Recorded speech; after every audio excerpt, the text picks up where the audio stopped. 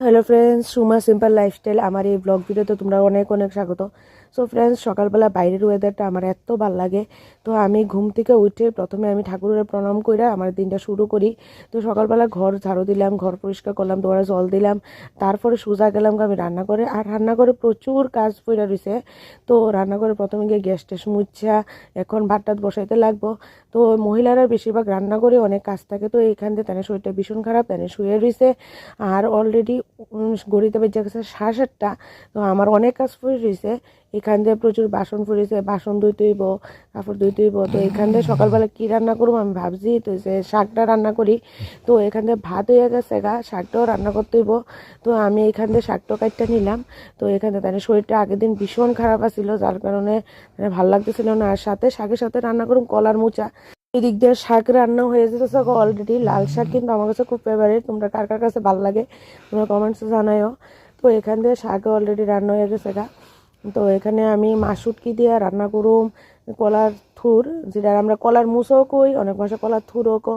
তো ওই তেল ছাড়া আজকে কলার থুরটা রান্না করে দিম। অলরেডি কলার থুর রান্না করে লাইছি, শাক রান্না হয়ে গেছে ভাত হয়ে গেছে তো এখন রয়েছে কলার ফার দুনিয়ার বাসন দিয়ে ধুইতে হইব। এনে এক বালতি কাপড় ভিজাইলাম, এরপরে 2 বলবাড়িতে সার্ফ রাখছি, কম্বল ধুইতে লাগবো। তো এদিক দিয়ে কম্বল দিয়ে ছড়াই দিলাম। আর এত ভারী কম্বল মা গুমা উড়াইতে আমার যে কষ্ট হয়েছে, ধুইতে যে কষ্ট হয়েছে। মাঝখান দিয়ে আবার গিয়া সদাই দিই বাড়ির মধ্যে, ঘরের মধ্যে একটা দোকান আছে ছোট্ট মোটো আমরার। তো এখান দিয়ে ভাত রেডি করলাম, তাই না একটু ভাত খাওয়াই দিতে লাগবো। তো তারে তো আর নিজে নিজে খাইতে পারে না, তাই খুব কষ্ট হয়, হাতেও শক্তি নেই যে ভাতটা মাইখা খাইবো। তো তাই লেগে ভাতটা আনছি। তো ওই শাক দিয়ে আর কলার থুরের তরকারিটা দিয়ে আমি তাই ভাতটা খাওয়াই দিতেছি।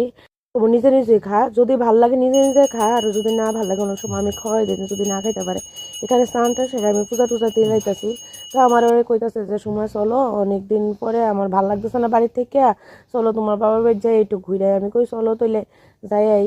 তো আমারে কইতাছে যে তোমার মারে কইও আমার গীতা পাঠ করে শোনাই। তো আমার শরীরটা বেশি একটা ভালো লাগতেছে না, খুব শরীর খারাপ লাগতেছে, আমি একটু গীতা পাঠ শুনুম। তো আমি কইতাছি চলো, তাহলে তো ভালোই, অনেকদিন পরে ঘুরে টুরে আইবা, বাবার বাড়ি যাইবা। কুমনি মা আমার বোন আমরা 4 জনে মিল্লা গল্প করতেছি। তাই একদিকে ভাত খাইতেছে। তো এদিক দিয়ে তাই শরীরটা ভীষণ একটা বেশি একটা ভালো না, শুয়ে রয়েছে করলে শরীরটা বেশি সময় একটা ভালো না। তো আমি এখানে আয়নার মধ্যে আমার ছবিটাতে বারবার করে তুলতেছি। তো তারপরে বাড়িতে আইলাম। বাড়িতে ছেলে একটু ভালো লাগতেছে না, মা একটু মোবাইলটা দেখি। তাই ইনসুলিন নেওয়া লাগবো, ভাত খাওয়ার আগে তো ইনসুলিন হইতে লাগে। তো 3 বেলা ইনসুলিন লোয়াই। আজকে তার শরীরটা ভালো না, অন্য সময় নিজে ছিল, কিন্তু কিছুদিন ধরে লইতে পারতেছে না, যার কারণে আমি ইনসুলিনটা তাই দিয়ে দিতেছি। হসপিটাল থাকাকালীন আমি দিয়ে দিছি, তাই পারছে না। তো এই কয়েকদিন শরীরটা ভীষণই খারাপ, মানে